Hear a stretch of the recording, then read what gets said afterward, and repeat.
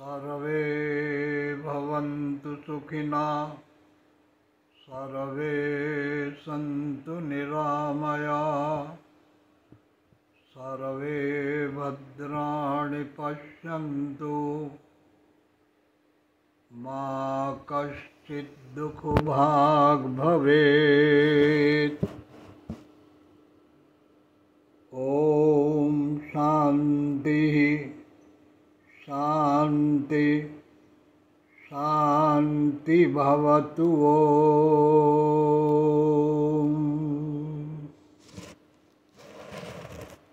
वाल्मीकि रामायण में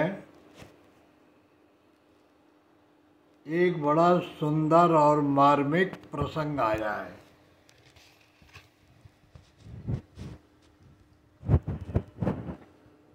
विभीषण को जब शरणागति का आग्रह हुआ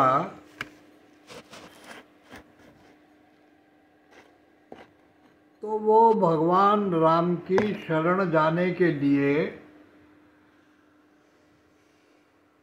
समुद्र के किनारे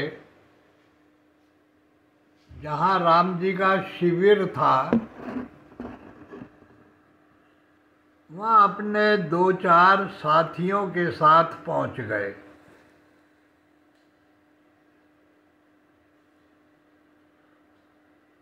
और वहाँ पहुंचकर उन्होंने आवाज लगाई, राघवम शरणम गतः, राघवम शरणम गतः, मैं राम की शरणागत हूँ। ये आवाज लगाई।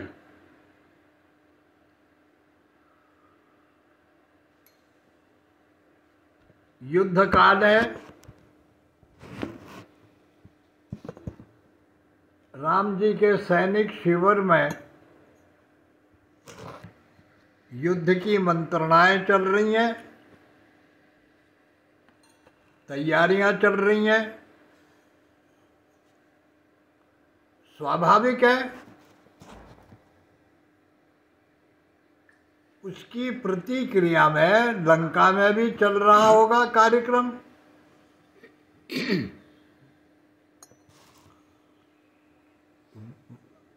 वातावरण में युद्ध का तनाव, सैनिकों में युद्ध का आग्रह पैदा हो रहा है। ऐसे समय में राम के शिविर के ऊपर 4 असुरों को देखकर उनके जो सेनापति हैं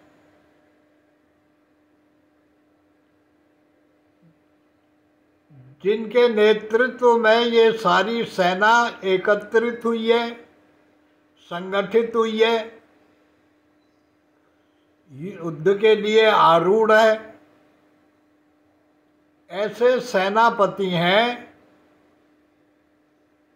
सुग्रीव हैं। सुग्रीव सेनापति हैं।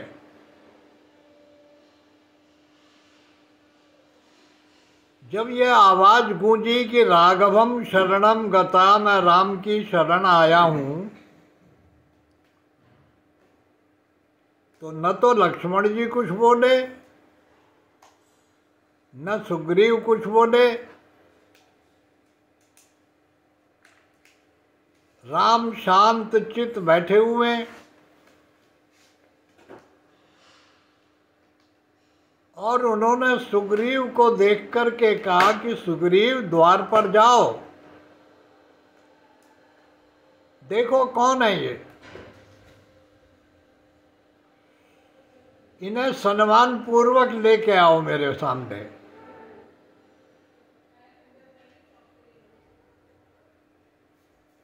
एक सेनापति की क्या प्रतिक्रिया हो सकती है? वो ही प्रतिक्रिया हुई।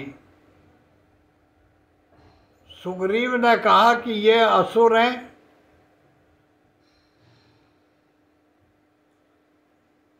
और मुझे मालूम है कि ये रावण का सहोदर है। ये आया है। क्यों आया है ऐसे समय में,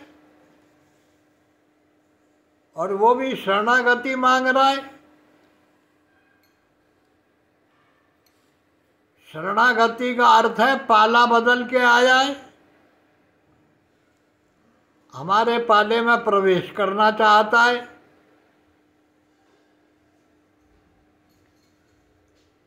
क्या निकटतम तात्कालिक उद्देश्य क्या हो सकता है? सेनापति ने सेनापति बनकर के सोचा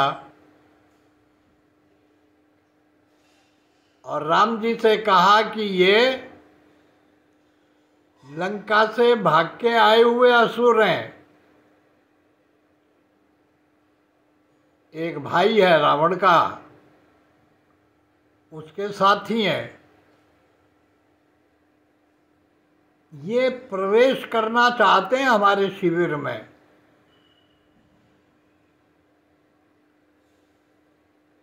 देखा कि राम के चेहरे पर कोई प्रतिक्रिया नहीं है, वैसे ही शांत भाव बैठे हुए हैं। तो सुग्रीव ने सोचा कि समझ में आ नहीं रहा है क्या इनके, कि ऐसे नाजुक समय में, ऐसे मार्मिक समय में ये असुर गण यहाँ क्यों आए हैं? उनने राम जी की ओर मुंह करके सुग्रीव ने कहा, आपको नहीं मालूम ये क्यों आ रहे हैं? ये बोल क्या रहे हैं ये मत देखिए, ये आए क्यों है जरा ये देखिए।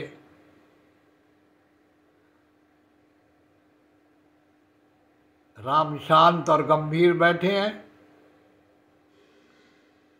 सुग्रीव ने कहा कि समझ में नहीं आया तो सुन लीजिए। माम हंतुम इच्छसि, ये असुर इसलिए आए हैं कि हमारे शिविर में प्रवेश करें और मौका पाकर के मेरी हत्या कर दें। जब सेनापति की ही हत्या हो जाएगी तो मेरे साथ जितने वानर और रिच्छ आए हुए हैं ये वैसे ही भाग जाएंगे।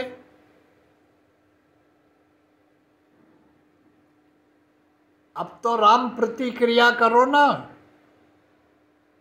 समझ में आ गई क्यों आए हैं ये? माम हंतुम इच्छसि, ये मेरे को मारने की इच्छा वाले हो करके आए हैं। इतना बोलने पे भी राम के चेहरे पर कोई प्रतिक्रिया नहीं हुई, न कोई उद्वेग जागृत हुआ, न कोई आशंका पैदा हुई राम में, न कोई भय उत्पन्न हुआ। वैसे ही शांत मुद्रा में थे। तो सुग्रीव ने सोचा, कमाल है भाई, सेनापति के मरने की भी इनको कोई चिंता नहीं है। आखिर मेरे से इनका संबंध ही क्या है? मेरे प्रति इनका कोई भावनात्मक लगाव ही नहीं लग रहा है। मैंने इतना बड़ा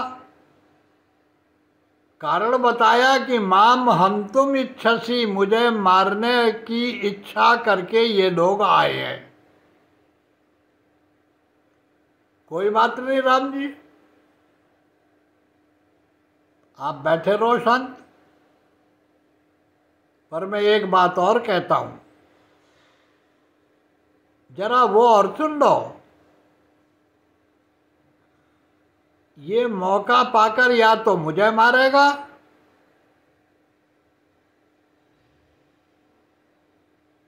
वाह अनघम लक्ष्मणम वाह, और अगर मेरा मौका नहीं जमा तो ये लक्ष्मण को मार देगा।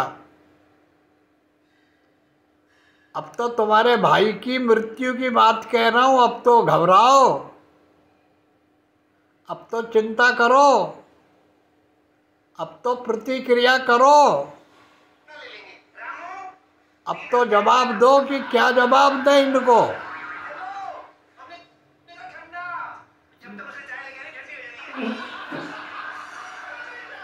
ये तो शिविर के सामने खड़ा होकर आवाज दे रहा है। उस समय का बड़ा सुंदर चित्रण किया है वाल्मीकि ने। राम जी ने देखा कि सुग्रीव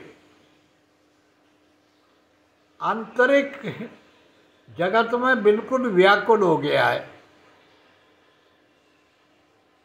चिंतित हो गया है, असमंजस में पड़ा है।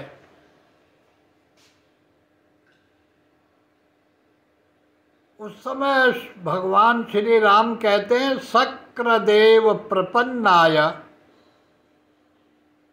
तवास्मीति याचते अभयम सर्वभूतेभ्य ददाम्येतद् व्रतम मम। सुग्रीव, तुमने जो भी तर्क दिए कि ये तुम्हारी हत्या कर देगा या लक्ष्मण को मार देगा,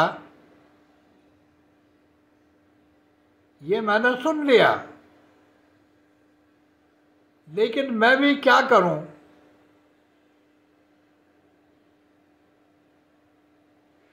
मम व्रतम, मेरे कुछ व्रत हैं, मेरे कुछ नियम हैं, मेरा कुछ धर्म है, मेरी अपनी मर्यादा है। शक्रदेव प्रपन्नाय, अगर कोई एक बार भी प्रपन्न होकर, मेरे शरणागत होकर, शरणागत होने का अर्थ क्या है? सारे आश्रयों को त्याग कर, सारे भरोसों को छोड़कर,